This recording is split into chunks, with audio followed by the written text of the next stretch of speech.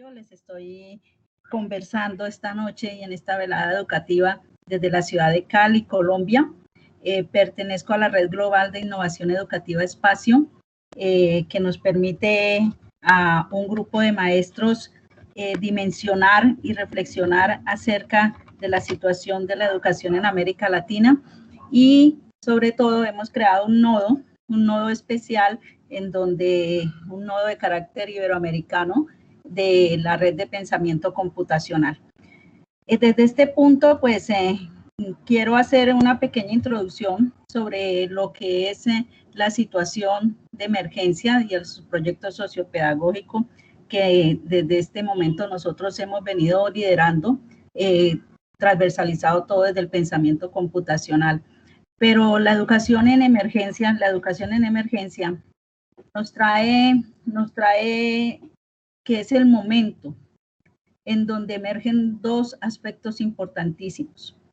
Primero, que el reconocimiento de los individuos como individuos no pierden el derecho a la educación.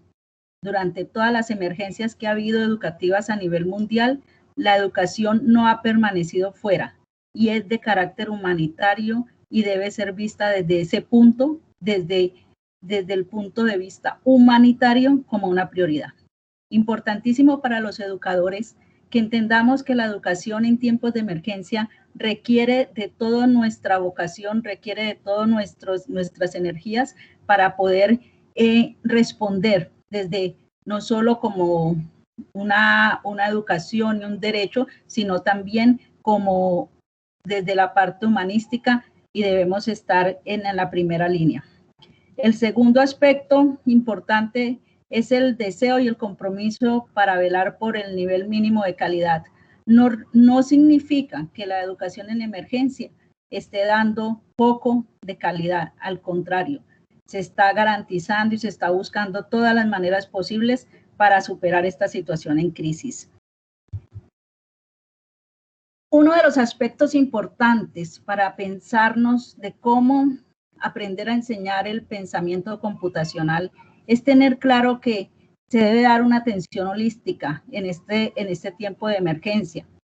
Y desde la educación es donde se teje a largo plazo el desarrollo humano de sus habitantes, y por tanto es necesario que todos los aspectos que nosotros realicemos desde nuestra labor docente estén dados para una protección de todos los niños, las niñas, los adolescentes y los jóvenes. Para hacer todo este nodo de pensamiento computacional y cómo enseñar a aprender pensamiento computacional en época de emergencia, porque miren que ya comenzamos a detectar que la educación tiene un carácter especial, y sí lo tiene, y lo tenemos que tener muy presente en el momento de nuestras planeaciones. Estamos en un carácter de educación en emergencia, pero hay 4 componentes que deben estar dentro de esa planeación: la disponibilidad, la accesibilidad, la aceptabilidad y la adaptabilidad. Esto es importantísimo porque esos 4 componentes deben hacer parte de las fases de una educación en emergencia.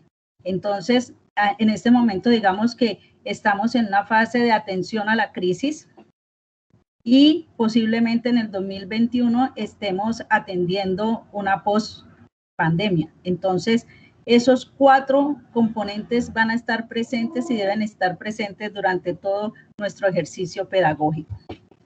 Ante esa situación, y después de un análisis muy profundo y complejo que se hizo, establecimos un objetivo que es poder realizar estrategias educativas flexibles, pero unas estrategias que respondieran realmente a las necesidades de una educación en emergencia, y que esas estrategias fueran un apoyo para un trabajo conjunto, una oferta educativa que al mismo tiempo permitiera reconocer que estábamos en una contingencia y que había un carácter de provisionalidad. Todos sabemos que tocó realizar acciones provisionales, pero que en este momento estamos ante una planeación mucho más exhaustiva para el 2021. Todo eso se da porque hay una situación de vida, está en juego la vida. Entonces, estando en juego la vida, nosotros debemos continuar con nuestra labor con calidad y poder llegar a nuestros estudiantes para que continúen todos sus aprendizajes y poder hacer una transformación en el proceso educativo. Ante esto, es importante poder asegurar estrategias que cuenten con esos componentes que habíamos dicho: acceso, disponibilidad, calidad, adaptabilidad en la educación. Entonces, en este momento nosotros tenemos que pensarnos, repensarnos y volver a pensar para crear esas estrategias. Pero esas estrategias ya nos requieren un modelo, un proyecto sociopedagógico, porque está en juego unos actores que no teníamos, está en juego unos entornos educativos que no vivíamos, está en juego la vida, está en juego las situaciones económicas, está en juego muchos aspectos dentro de toda esta situación. Se pensó entonces en que esas estrategias podrían articularse desde el pensamiento computacional.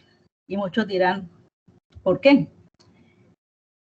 Buscábamos que se pudiese generar un espacio en donde se encontraran las áreas con sentido, donde la tecnología cobrara razón de ser, pero que también tuviera sentido social, que al mismo tiempo fueran espacios de reflexión para aprender, para reaprender, para crear, para co-crear, pero sobre todo comprendiendo el mundo. Y hay algo muy importante, es comprender el mundo desde los sentires, desde las emociones, desde las experiencias vitales. Entonces, aquí hay que construir ciudad, hay que construir región, hay que construir mundo, y nuestro objetivo es que ese escenario de encuentro se haga desde estos aspectos y sobre todo teniendo como base y transversalizado desde el pensamiento computacional. ¿Cuáles son las características de un proyecto de esta magnitud? Primero, que sea interdisciplinar. El poder pensar en los estudiantes como seres que están viviendo emociones alrededor de sus familias y cargar los estudiantes con 15 áreas, 16, 17 asignaturas en estados remotos, en estados virtuales, en estados de guías físicas, en todo lo que se ha presentado, pues es algo que la educación tiene que repensar. El momento de lograr que la interdisciplinaridad llegue a la educación como debe llegar.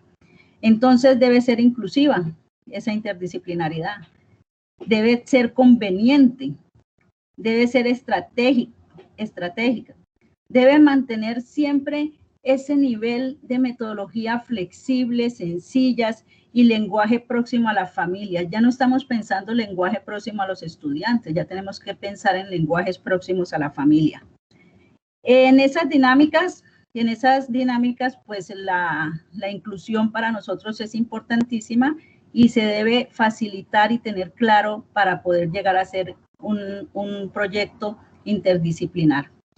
Se debe tener claro un plan de gestión de tecnologías y un plan de gestión de no tecnologías para poder manejar qué herramientas tenemos, cómo podemos usarlas, cómo las categorizamos. Y eso debe ser en colectivo, no debe ser individual, debe darse un trabajo colectivo porque los estudiantes en los proyectos interdisciplinares no deben tener 30, 40 herramientas o cada que se haga un taller, un profesor, unos le dicen que no Padlet, otros les van a decir que entren a Moodle, otros les van a decir que tienen que hacerlo en Trello, otros van a decir que tienen que hacer la infografía en Geniali. Los estudiantes quedan como unos consumidores de tecnología y sus aprendizajes, ¿dónde están? Entonces, esos proyectos deben tener un plan de gestión TIC. Deben favorecer el diálogo, la comunicación, sobre todo las emociones. Es importantísimo tener claro que las emociones son las que motivan a seguir delineando el proyecto de vida. Entonces, el poder aprender a enseñar pensamiento computacional no es una labor técnica, no es una labor tecnológica, simplemente es todo un proceso que está también favoreciendo el crecimiento de nuestros estudiantes. Entonces, esa parte de las emociones la debemos tener muy clara. El proyecto y la integración debe estar comprendida desde la crisis familiar y social. Nosotros debemos tener claros que esa crisis existe. No podemos dejarla de lado y seguir en nuestro andar desde el punto de vista del estándar, de la evaluación, del proceso como lo veníamos haciendo. Hay que co-crear, y este es el mejor de los aspectos de aprender a enseñar pensamiento computacional, porque cuando nosotros nos unimos todos, podemos co-crear nuestros propios contenidos. Entonces, hay que aportar como maestros el que sabe más de tecnología, ayudarle al otro, explicar cómo hacer esos modelos virtuales o blended de aprendizaje, y para eso pues entender el mundo del diseño instruccional interdisciplinar. Estos son aspectos que tenemos que tener en cuenta porque son las que van a dar las características de llegar y enseñar de manera transversal el pensamiento computacional. También debemos tener claro unos ejes fundamentales. Uno, los derechos humanos. ¿Cuántos de ustedes en este momento pueden en su plan de aula definir qué derecho humano está potenciando dentro de ese plan de aula? ¿Cómo está salvaguardando la vida, la salud de sus estudiantes y de sus familias? ¿Cómo a través de su plan de aula o su planeación curricular está resolviendo conflictos que se presentan en este momento? ¿Cómo está garantizando la inclusión, la equidad de género? ¿Qué aporta su proceso a una consolidación de paz? ¿Y cómo ve desde su planeación los objetivos de desarrollo sostenible de la ODS? Entonces, miren que las características de un proyecto sociopedagógico no es solamente escribir un objetivo, explicar unos recursos, va mucho más allá. Importantísimo que se tenga en cuenta si se va a brindar apoyo psicosocial y cognitivo mediante las actividades que se van a realizar y tener claro cuáles son esas herramientas que permiten que todo ese apoyo psicosocial y cognitivo se pueda dar dentro de los estudiantes. Los temas. Entonces, uno ya tiene claro que nuestro proyecto sociopedagógico debe tener unos planes de estudio integrados, deben ser convenientes, estratégicos, sobre todo posibles de trabajar desde metodologías muy sencillas, lenguajes próximos, que sean fácil de contextualizarse, o sea, que permita que el estudiante vivencia a través de un proyecto sociopedagógico desde el pensamiento computacional que realmente le sirve para la vida y que puede superar todos los obstáculos del aprendizaje porque quiere y se motiva para ello. Entonces, vamos a tener aquí pues los ejes curriculares contextualizados y miren que entre los ejes está el pensamiento computacional como uno de ellos. Sin embargo, va a ser la razón de ser de todo el proceso del proyecto sociopedagógico. Para enseñar y aprender a enseñar pensamiento computacional hay unos principios. Y lo más bonito de los principios es que muchos creerían que esos principios deberían estar desde la programación, desde la robótica, desde la ciencia, la tecnología, que deberían ser unos principios porque se cree que el pensamiento computacional es solo eso.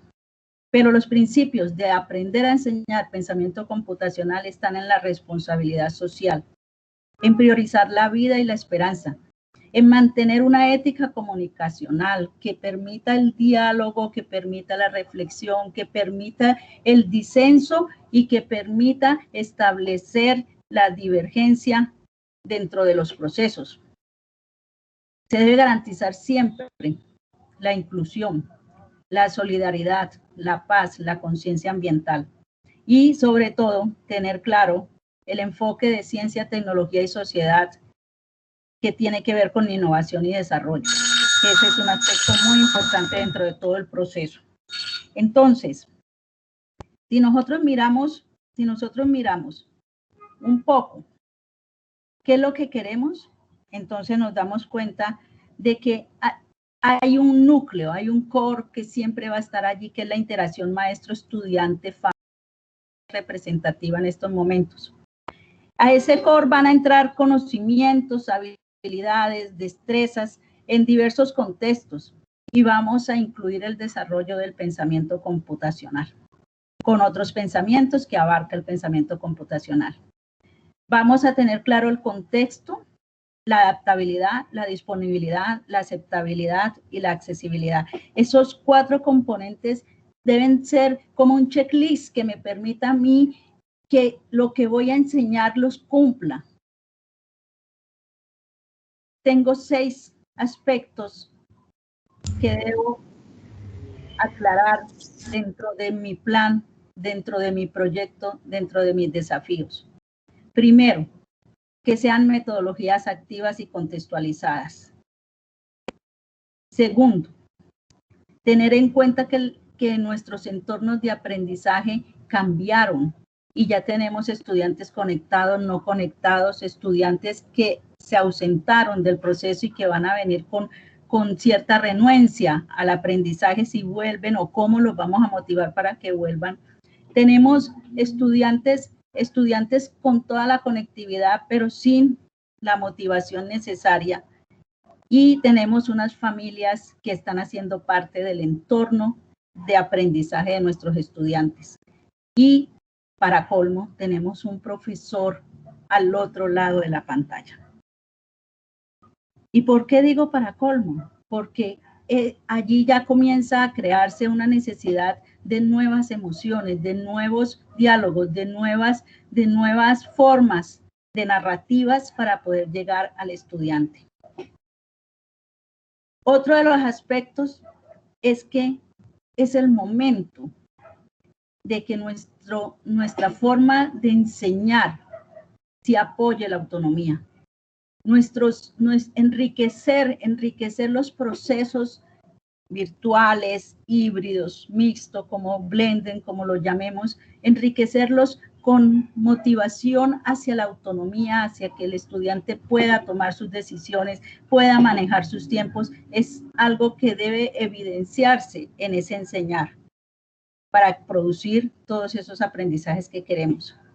Y algo que nos trae hoy y es integrar, articular las materias científicas con las humanísticas y las tecnológicas. Porque ya es momento de que ese aislamiento de las áreas que también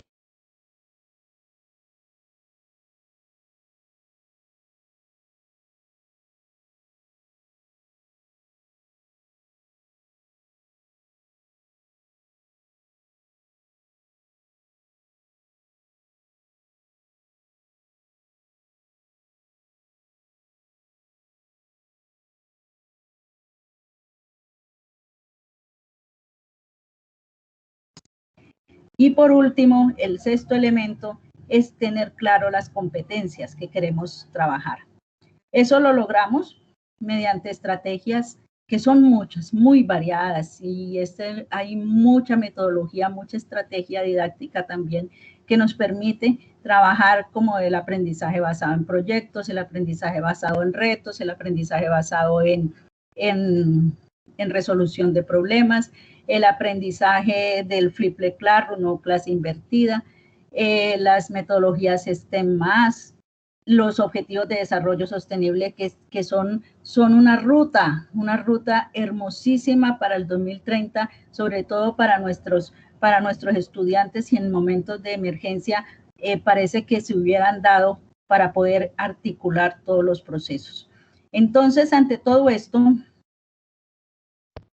llegamos a un pensamiento computacional desconectado y conectado. Desconectado desde lo analógico o lo análogo y conectado desde lo digital.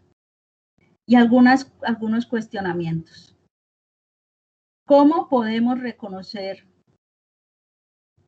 qué aprendizajes promueve el pensamiento computacional? ¿Cómo integrar el pensamiento computacional en el nivel primario, en la básica, en la media y poder alcanzar éxito en los aprendizajes. Y cómo diseñar una propuesta de enseñanza que integre el pensamiento computacional. O sea que esas son las preguntas que nosotros para enseñar pensamiento computacional integrado, articulado, debemos comenzar a hacernos.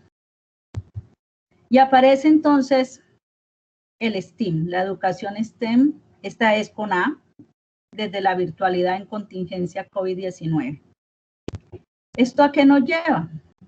Esto nos lleva a que nos pensemos un poco en cómo podemos integrar. Si estamos preparados para ofrecer esos servicios educativos de manera no presencial, aquí se habla mucho en Colombia de la alternancia, unos días van al colegio, otros días no. ¿Cómo vamos a repensar esa educación post-pandemia? Y nos crea dos aspectos.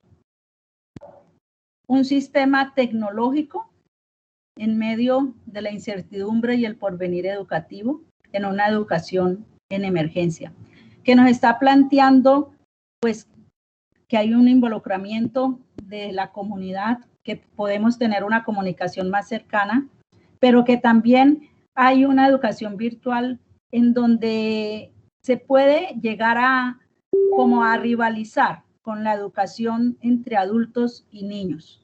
O sea, no es lo mismo un diseño curricular de una universidad desde el aspecto virtual, blended, mixta, que un diseño curricular para estudiantes de básica, primaria, secundaria o media. Entonces, allí nosotros pues podemos mirar que hay otra posibilidad, o quedarnos en ese incertidumbre del porvenir educativo, o comenzar a pensar en un conocimiento transversal, interdisciplinar e integrador. Comenzar a pensar en esa sede de la comunicación, la colaboración, la creatividad, la curiosidad y el pensamiento crítico. Comenzar a pensar en ese aprendizaje activo, significativo, y sobre todo que responda a un proyecto de ciudad. La ciudad y el entorno son importantísimos dentro de todo nuestro quehacer pedagógico. ¿Cómo responde al proyecto de ciudad? Entonces, no podemos olvidar que ese conocimiento transversal, interdisciplinar e integrador debe también tener actividades socioemocionales, que no solo abarca la enseñanza de los contenidos o la literacidad de la informática o la literacidad de lo informacional. Y ahí, desde el STEM con A, ciencia, tecnología, ingeniería, arte y matemáticas, podemos comenzar a pensarnos en unos nuevos ritmos de aprendizaje. Porque muchos dicen, bueno, ¿y por qué no aparece lengua o castellano? ¿O por qué no aparece educación física? Porque es que esta es una metodología que permite que las demás áreas estén alrededor, que en esos ritmos se pueda visualizar una manera mucho más abierta de la educación, una educación más global. Debe comenzar a mirar que la construcción de saberes debe partir desde un modelo, pero que integra claramente toda la institución educativa. Se convierte en un motor. Y aquí es donde nosotros tenemos que comenzar también a reflexionar que la innovación educativa tiene que ver con nosotros y que nosotros tenemos que pensarnos en que el conocimiento es necesario, pero también es necesario respetar todo lo que tiene que ver con el medio ambiente como eje importante del proceso. Entonces, todo lo que es la educación STEM debe ser socialmente inclusiva.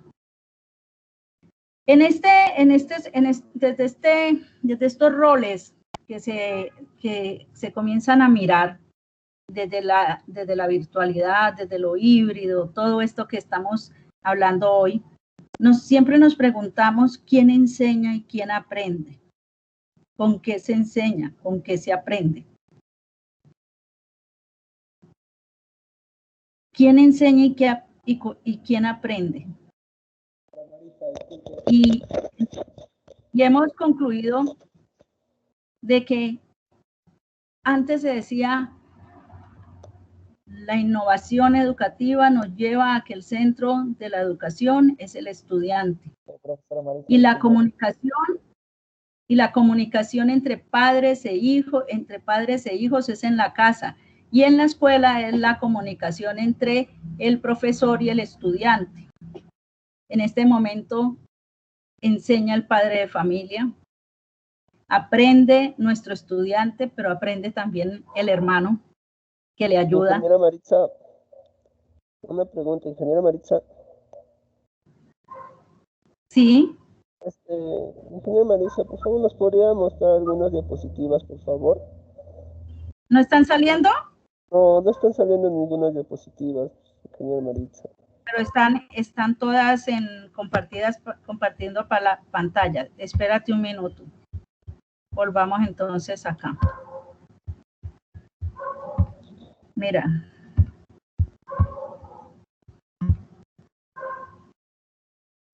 Bueno, son las 8:22. Menos mal estamos a tiempo de retomar.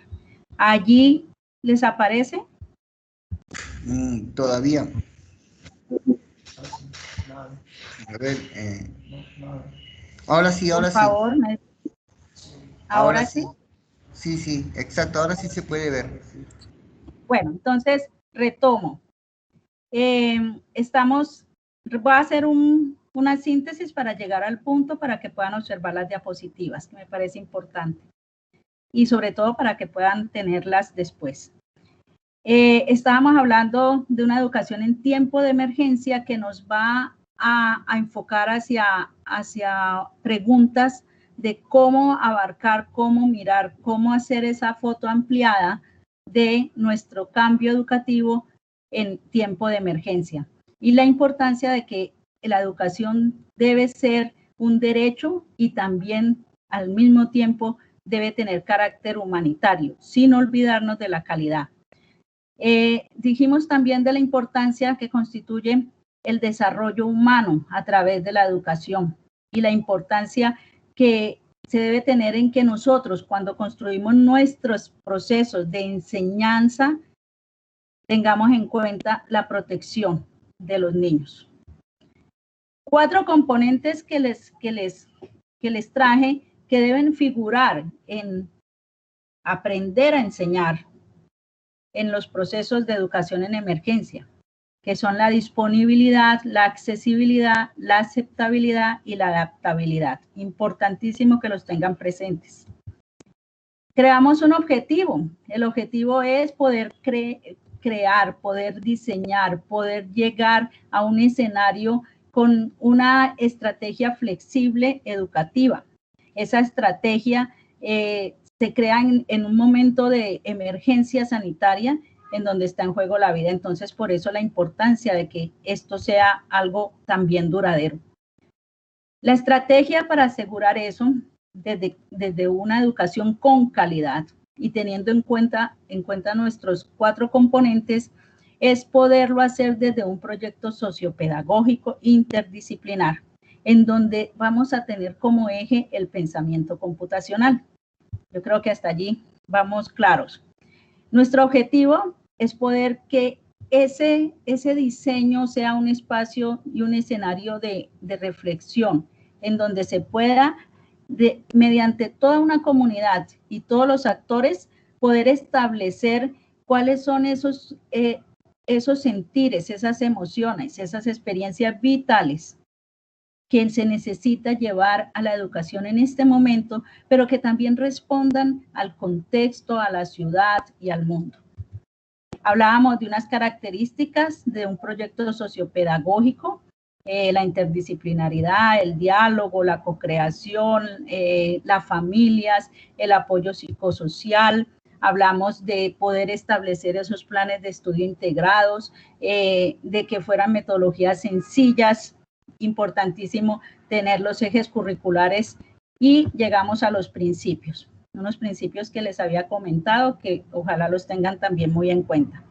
Este es el que más me interesaba que ustedes pudieran visualizar y es el gráfico en donde la interacción del maestro, estudiante, familia es el centro de todo el proceso, para que puedan ingresar todos esos conocimientos, todas esas habilidades, poder desarrollar pensamiento, poder llegar a todo ese core que tenemos allí mediante esas seis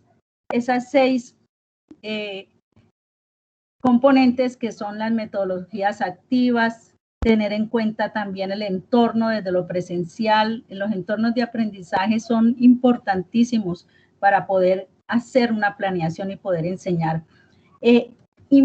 Consideramos que el apoyo a la autonomía debe ser uno de los aspectos que debe figurar también. La integración de las materias, la educación en emociones y clarísimo las competencias. Si observan en el aro gris, tenemos todo lo que son los 4 componentes del contexto. La adaptabilidad, la disponibilidad, la accesibilidad y la aceptabilidad.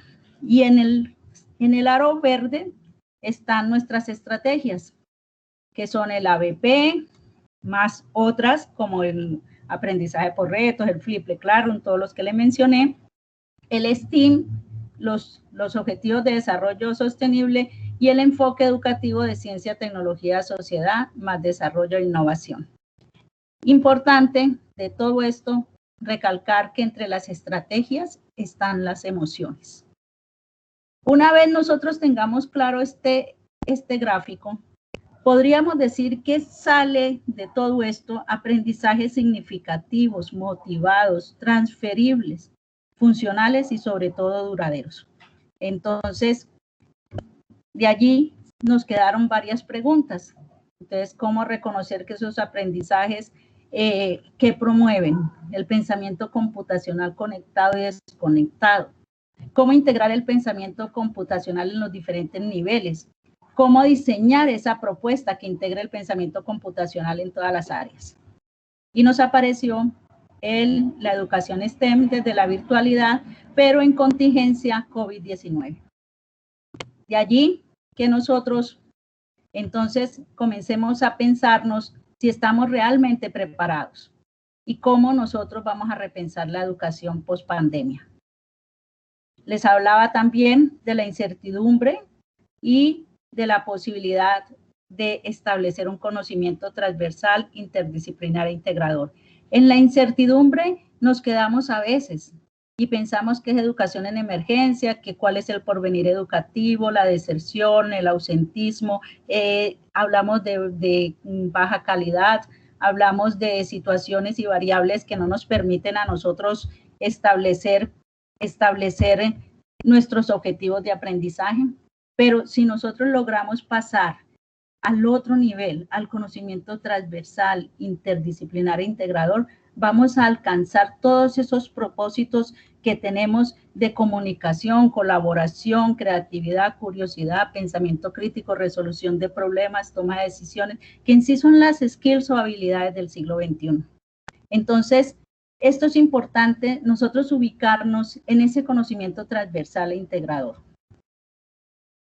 Aquí les explicaba un poco lo que es el conocimiento científico tecnológico con sentido humanístico. A mí me dicen, defíname STEM, y yo digo ciencia, tecnología, ingeniería, arte, matemáticas integradas. Y yo digo, ahí no se queda el STEM. El STEM es el conocimiento científico tecnológico con sentido humanístico, y un conocimiento científico siempre necesita de todas las áreas. Un conocimiento científico siempre necesita de la disposición del arte, de la disposición de lengua, de la disposición de sociales, de la disposición de educación física, del manejo del tiempo, necesita de todas las áreas. Por eso se crean en la educación STEM, se crean nuevos ritmos, nuevos saberes. Se convierte en un motor de todo el proceso y eso hace que sea un momento de innovación educativa. Si miramos eso, entonces estábamos en quién enseña y quién aprende, y les decía que en este momento quién enseña antes era una respuesta única, el profesor. Hoy en día enseña el maestro, el papá, la mamá, el hermano, el familiar o el amigo cercano que esté al lado del estudiante. ¿Quién aprende? en este momento no solamente estamos enseñando al estudiante objeto de nuestra institución. En este momento el padre está aprendiendo con él, está conviviendo con la educación. Entonces, todas esas habilidades, todos esos conocimientos, actitudes, comportamientos, todo eso pasa a un nivel amplio de quién enseña, quién aprende. Yo quiero leerles esta frase de William, que es el director general de estudio. Dice: confirmo que de las cosas positivas de esta pandemia es que nos ha adelantado al menos unos 5 años. Ha puesto en un lugar preponderante la importancia de la tecnología para hacer llegar contenidos a todos y democratizarlos. También ayuda al entendimiento con la autoridad pública. Eso es algo importante. Estamos en un lugar preponderante. La educación y por fin la tecnología se entiende como un derecho que debe facilitarse al estudiante y a las familias. ¿Con qué se enseña? ¿Con qué se aprende? Hay diferentes formas, maneras, pero debemos buscarlas, porque nosotros debemos llegar a enseñar, pero hay que enseñar aprendiendo nosotros también. Para ese aprendizaje, entonces tenemos 4 componentes más. Y es que nos rodea un componente educativo, que son nuestros ministerios, que nos están dando las normas, las secretarías de educación de las provincias y de las ciudades, las universidades marcando hitos de investigación, las pedagogías y las didácticas emergentes. O sea, hay un componente educativo macro, pero hay un componente psicosocial, y es el reconocimiento científico-social. Y debemos pensarnos en el apoyo psicosocial. También tenemos que tener claro los componentes de política pública, no solo de la región, sino a nivel mundial, para poder estar en esa globalidad de la educación y poder entender un poco más, porque nuestros estudiantes viven en todas partes, no viven solamente en la región, ellos viven a través de los smartphones en muchos sitios, y nosotros tenemos que entender también cómo se comporta la educación en otras partes. Y otro de los aspectos que debemos tener en cuenta es el perfil del sistema económico o el sistema productivo que rodea a nuestros estudiantes. ¿Cuáles son esos perfiles que se necesitan a nivel productivo? El perfil competitivo, las oportunidades que realmente tienen, porque les voy a decir algo. Yo hace poco vi en Twitter muchos estudiantes de una universidad que decían: soy...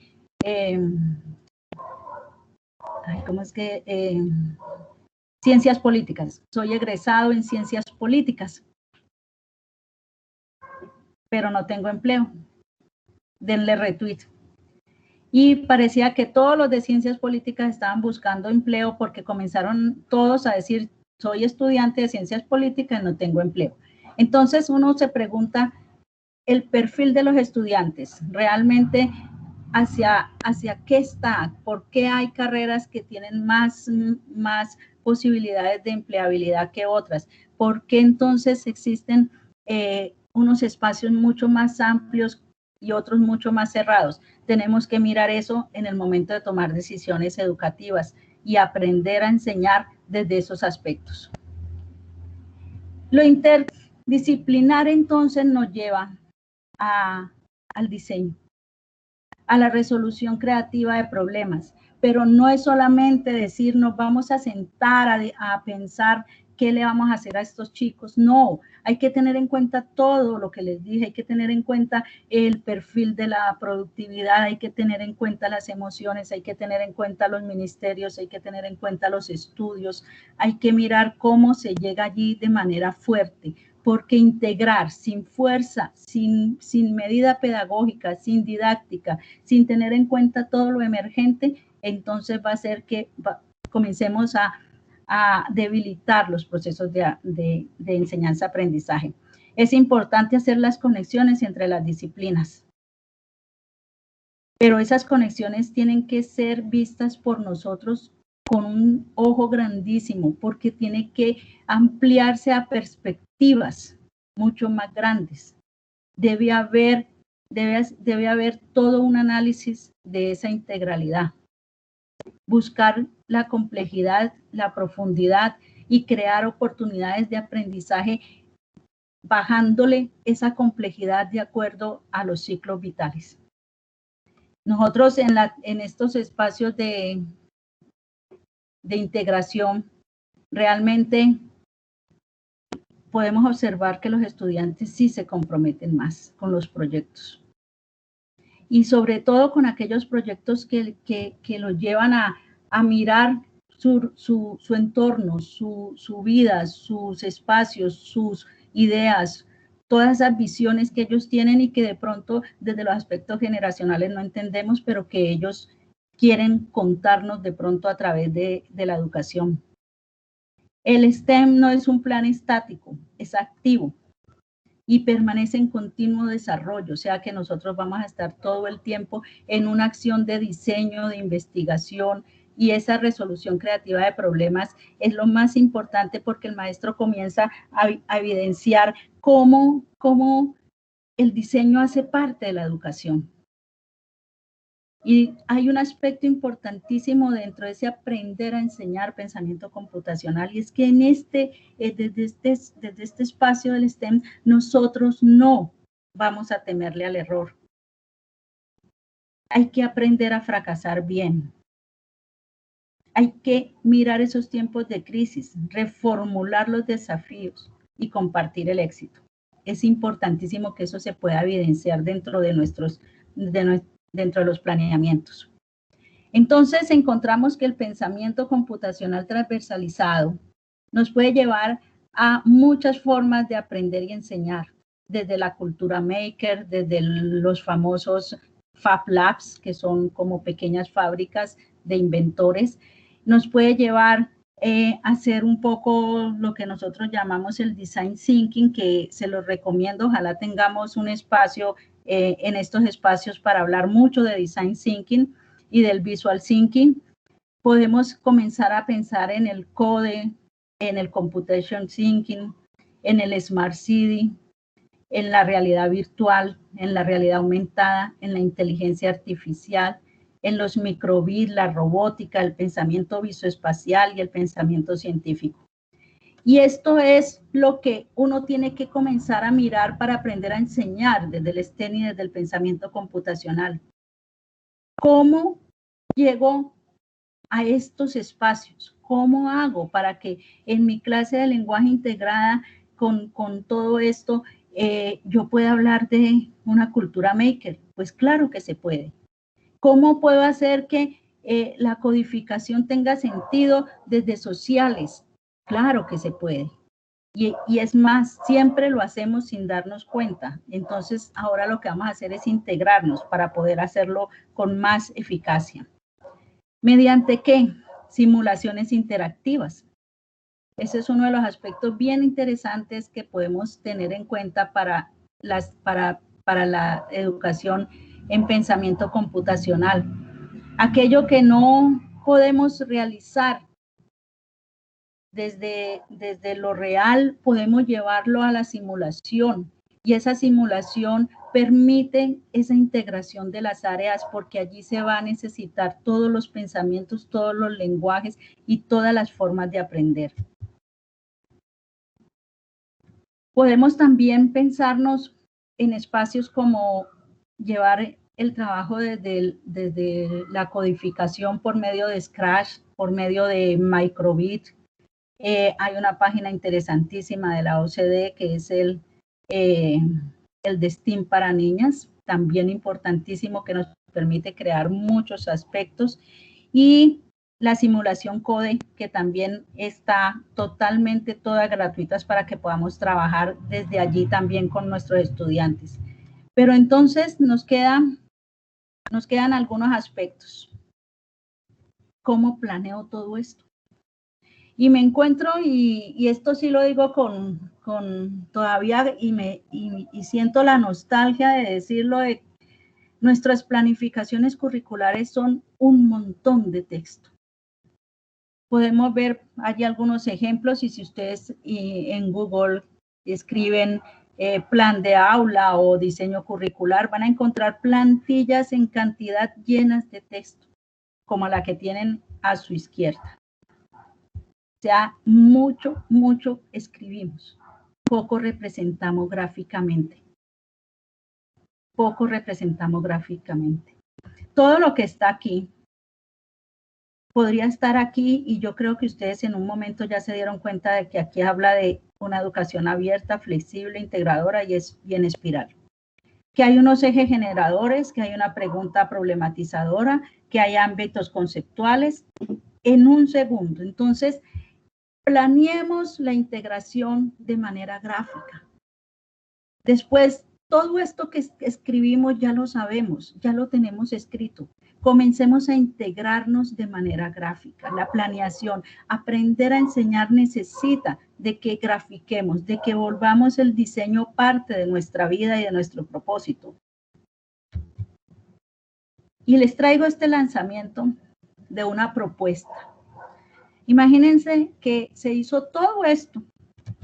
O sea, todo este montón de hojas que nos dan el piso y el peso, el fondo, la forma del área, pero quería mostrarle a mis estudiantes de manera muy rápida, visual, lo que ellos tenían que hacer dentro de una de las actividades STEM.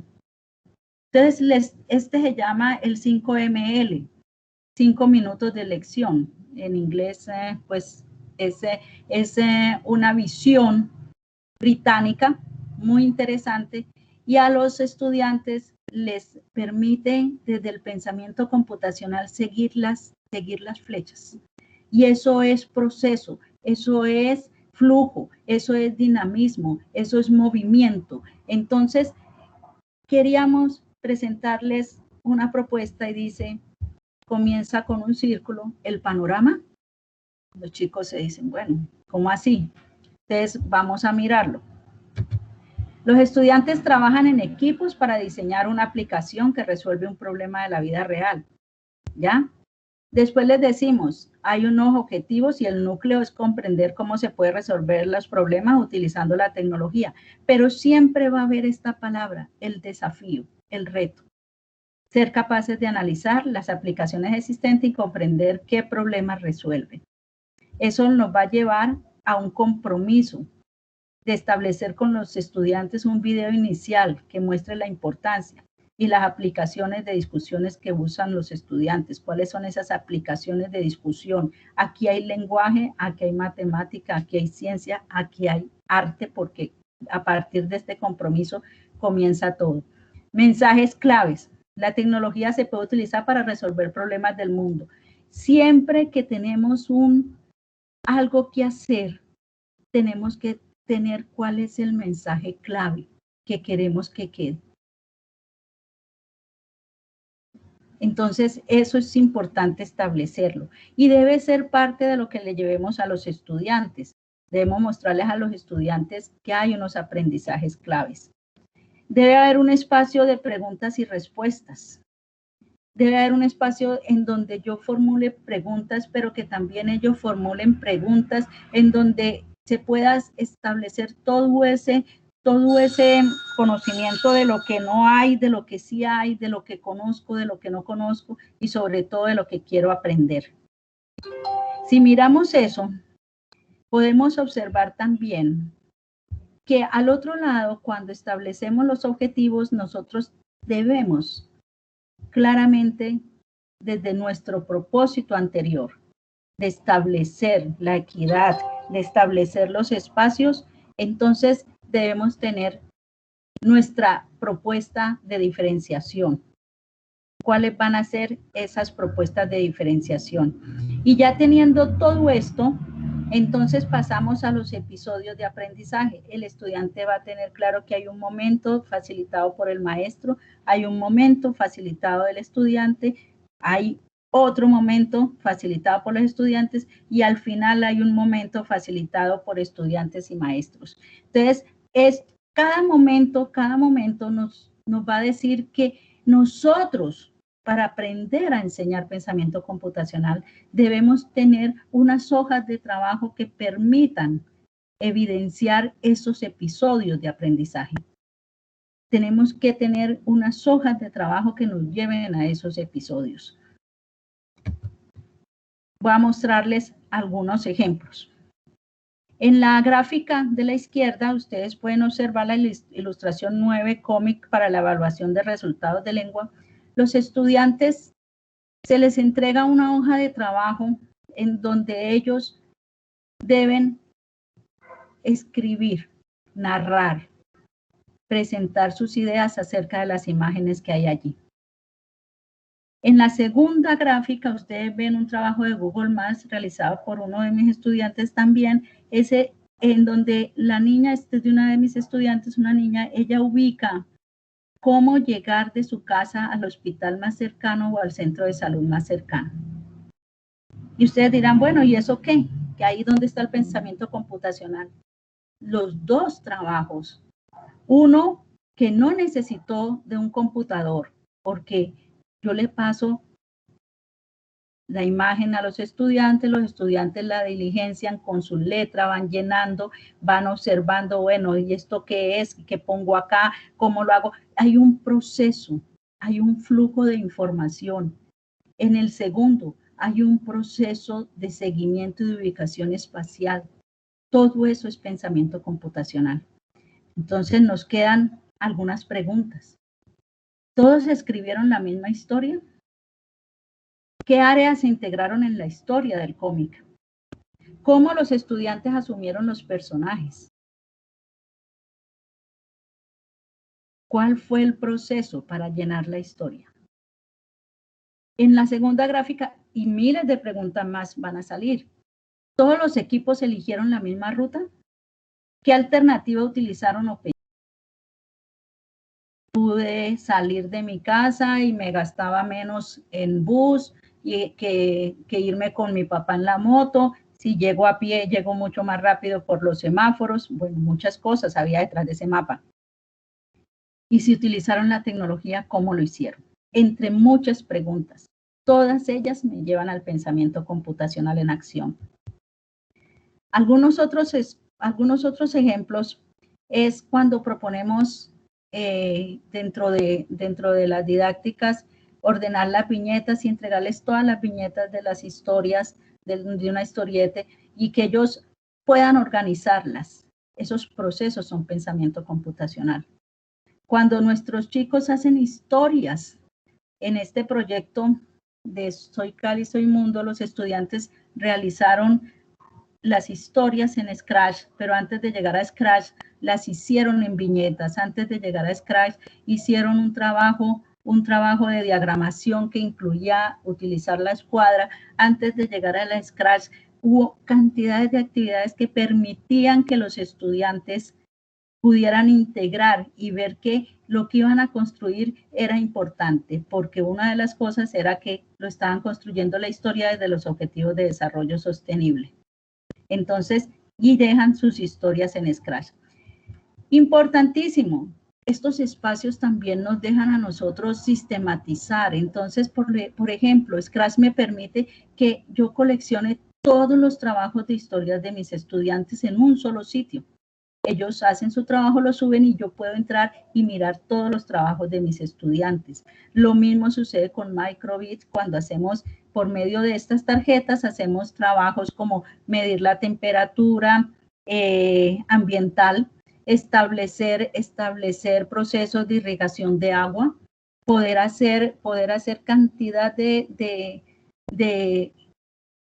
programaciones por bloques y esas programaciones van con las otras áreas. Entonces, el pensamiento computacional son los procesos, los flujos, las dinámicas que permiten que el estudiante reconozca el camino para la resolución de problemas. Y a partir de allí, los estudiantes entonces crean soluciones. Si ustedes miran el gráfico, ese fue hecho por un estudiante en donde él muestra cómo él puede llegar como un superhéroe, donde la abuelita, a través de unos espacios en donde hay unos obstáculos. Pero él lleva la gel, él lleva todo lo que necesita la abuelita para poder pasar la pandemia, y los obstáculos los diferencia también. El estudiante crea toda una imagen y en un espacio de 8x8 comienza a repensarse. Allí hay pensamientos matemáticos en la resolución de problemas. Hay pensamiento científico porque él tuvo que averiguar qué era la gel, por qué el alcohol, qué lo componía. Hay pensamiento de ingeniería porque el estudiante hace diseño y comienza a valorar y evaluar el proceso para llegar. Hicieron la narrativa también en cómic de todo lo que ha significado el COVID dentro de su proceso familiar. Hicieron ejercicios de relajamiento que les pueden llevar a tomar mejor aire para estar preparados y emprender una jornada de estudio desde su casa. O sea, todos esos aspectos quedaron plasmados en un diseño de un estudiante. Entonces, miren todo lo que podemos hacer desde el pensamiento computacional. Esto nos lleva a 4 pilares del pensamiento. Los algoritmos.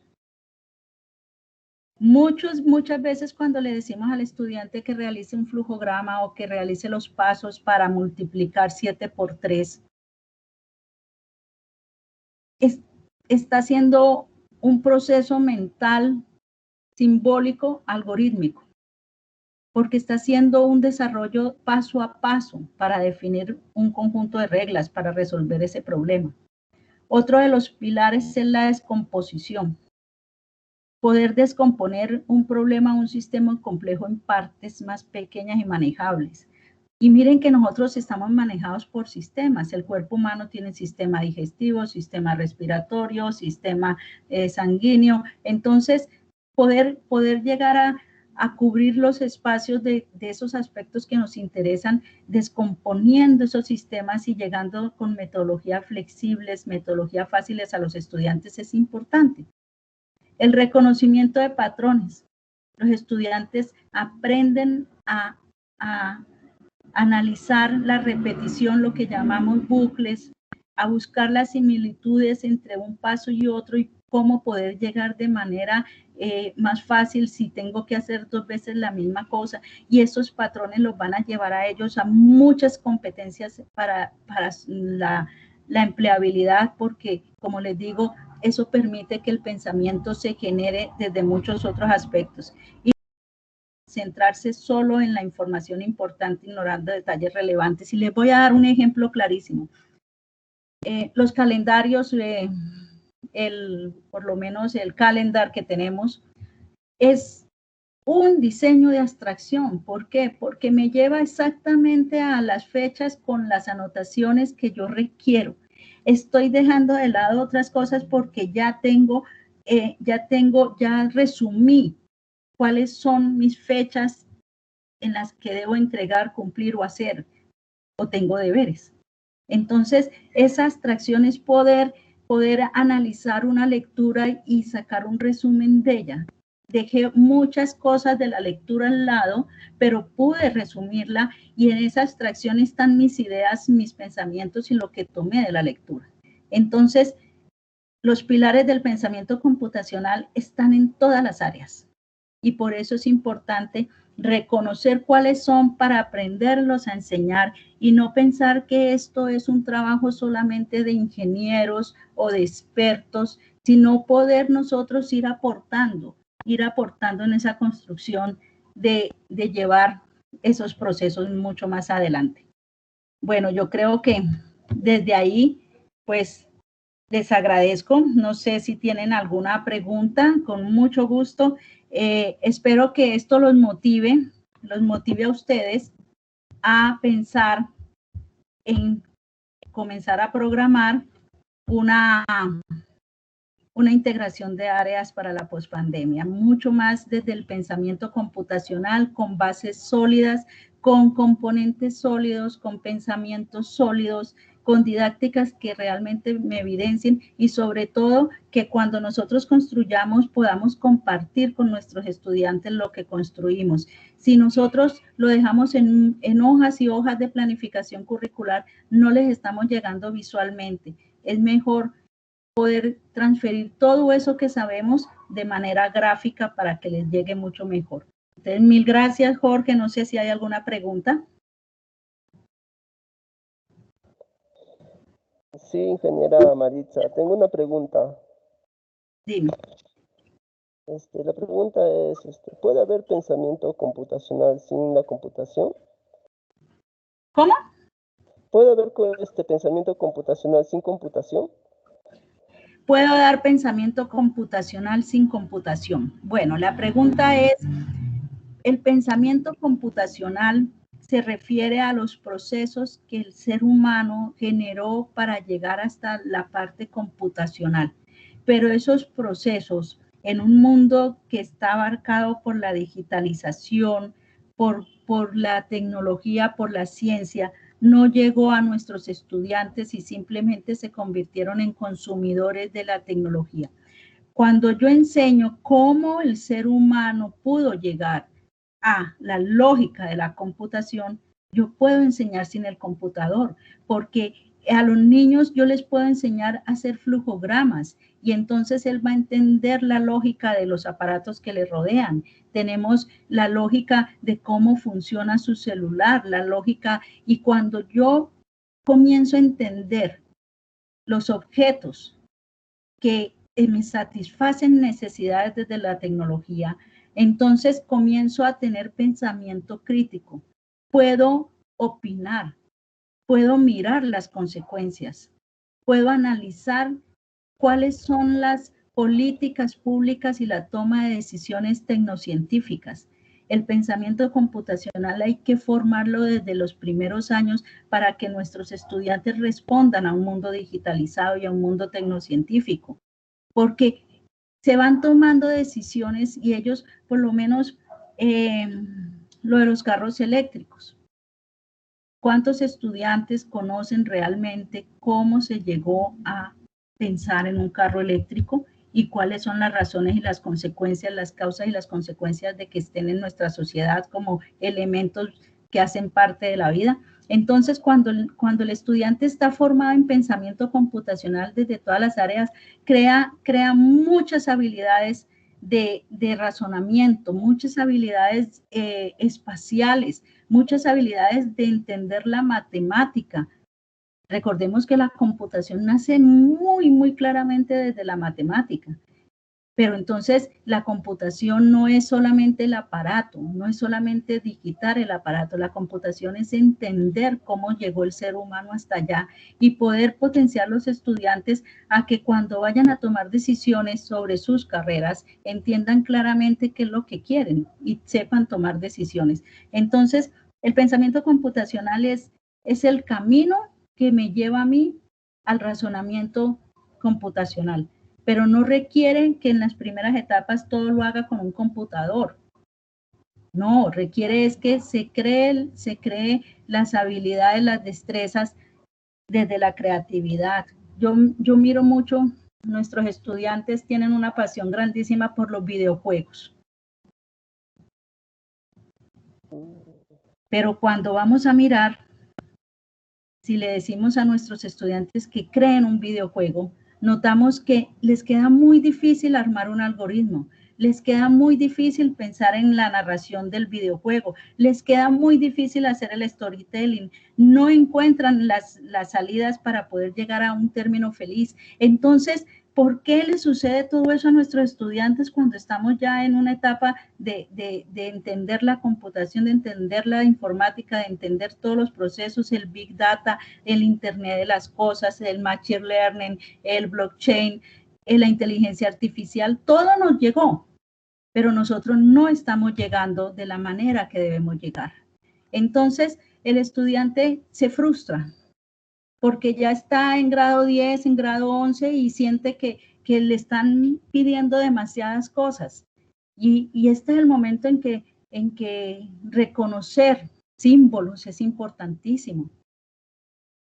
Y ahí es donde nosotros tenemos que tener claramente que no se trata de un proceso deshumanizador, sino un proceso humanizador, que fue el ser humano el que creó los sistemas informáticos y computacionales, y que debemos entender cómo los creó, por qué los creó, y eso nos va a permitir a nosotros entender mucho de lo que nos rodea y poder resolver problemas a nuestro alrededor, teniendo en cuenta miles de circunstancias cuando hemos llevado esta integración de áreas a través del pensamiento computacional.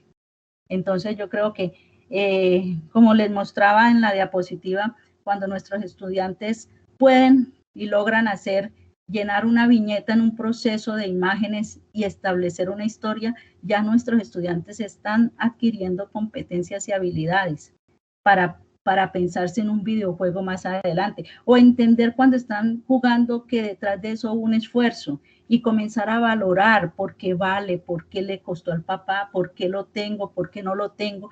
Y esas son cosas que desde la motivación del estudiante se acercan a su vida de contexto y a su realidad.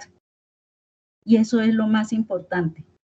Son aprendizajes que les están sirviendo para reconocerse en el instante que están viviendo. Hace poco a mí un estudiante me decía: profesora, dígame, ¿a usted le sirvió para algo el cálculo? Eso de seno y coseno, ¿en alguna parte se lo han pedido? Y yo decía, la pregunta es porque realmente no aprendió seno y coseno en un contexto de su vida real. Pero donde yo enseñe seno y coseno en un contexto real de su ambiente, de su espacio, de su entorno, no se le olvida y ve la importancia del conocimiento. Entonces, miren que eso es lo que se busca. Transversalizar desde pensamiento computacional es eso, es dar la oportunidad al pensamiento de resolver problemas, de ser creativo. Yo creo que ese es el fin único de todo este proceso. No sé, Jorge, si respondí tu pregunta.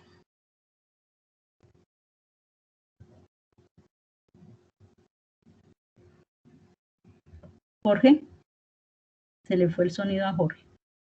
Bueno, yo creo que si no hay más preguntas,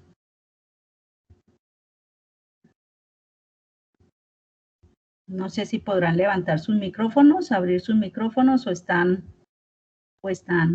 si los pueden abrir, pueden hablar, bien puedan y pregunten tranquilos. Ahora, si ustedes requieren alguna presentación adicional,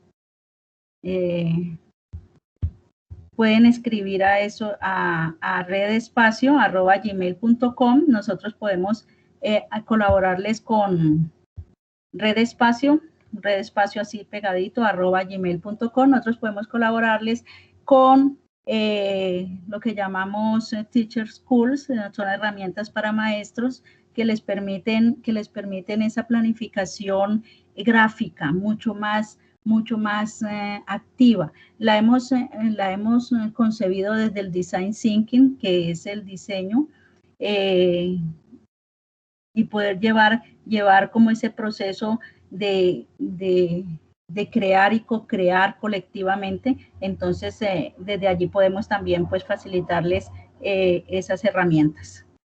Muchas gracias a todos. Feliz noche.